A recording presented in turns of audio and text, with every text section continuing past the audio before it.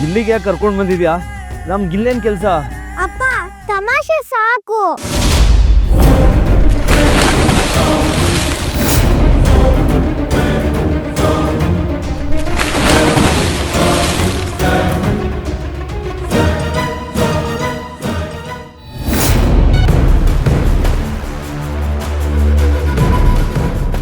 ನನ್ನ ಉಸಿರು ಉಳ್ಸೋಕೆ ನಿಮ್ಮ ಉಸಿರು ಕೊಟ್ರಲ್ಲ, ಒನ್ಸ್ ಮೋರ್ ಹೆಂಡ್ತೆ.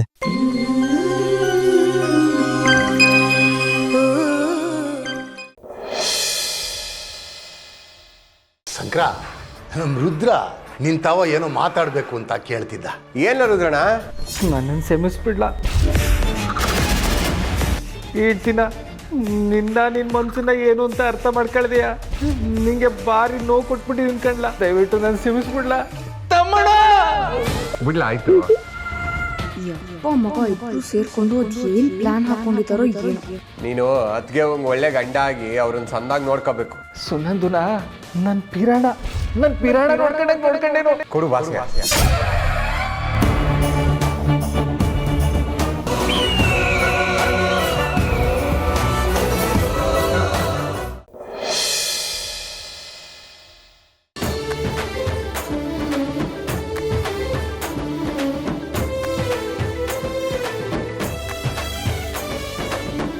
ಅವತ್ತು ಫಂಕ್ಷನ್ ಆಗಿದ್ದನ್ನ ಮರ್ಪಿಡಮ್ಮ.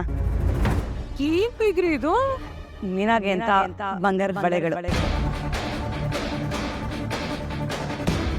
ಕಂಡವ್ರ ಮಕ್ಕಳಿಗೆ ಚಿನ್ನ ತರೋಂತ ಚಿನ್ನದಂತ ಮನ್ಸು ನಿಂದು. ಏನ್ ಮಾಡೋದು, ಕೆಲವರು ಸ್ವಂತ ಮಗಳಿಗೂ ಏನು ತರೋದಿಲ್ಲ.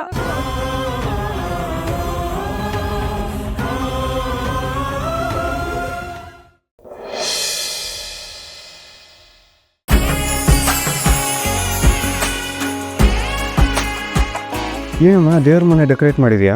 ನಿನ್ ಮದ್ವೆ ಆಗಿ 21 ದಿನ ಆಯ್ತು. ಇನ್ನು ನಿನ್ ಹೆಂಡತಿ ಅರಿಶಿನ ದಾರದಲ್ಲಿ ಇರ್ಬೇಕೇನೋ?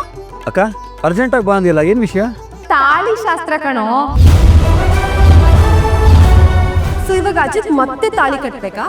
ಕಟ್ತೀನಿ, ನಾನು ರೆಡಿಪ್ಪ.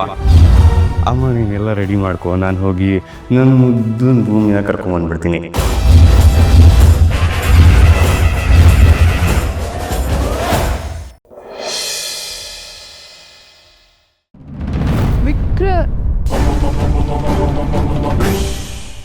ಅಲ್ಲ, ನಾನು ಮನುಷ್ಯ ಹೊಸ ರೂಮ್ಗೆ ಬಂದಿದ್ದೀನ ಇಲ್ಲ ಯಾವ್ದಾದ್ರು ಹಂದಿ ಗೂಡಕ್ಕೆ ಬಂದಿದ್ದೀನ?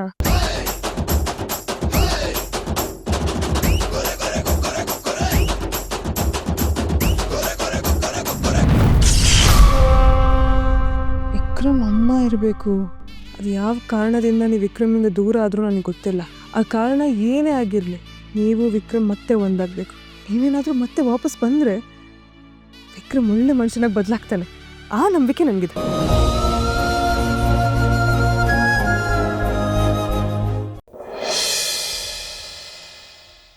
ಇಲ್ಲಿವರೆಗೂ ನನಗೆ ಯಾಕೆ ಈ ವಿಷಯ ಹೇಳಲಿಲ್ಲ? ಇಡೀ ರಾತ್ರಿ ತನ್ವಿ ಮನೆಯಲ್ಲಿಲ್ಲ. ಎಲ್ಲಿಗೆ ಹೋದ್ಲ ಅವಳು? ತನ್ವಿ ಮನೆಗೆ ಬಂದ್ಲಲ್ಲ.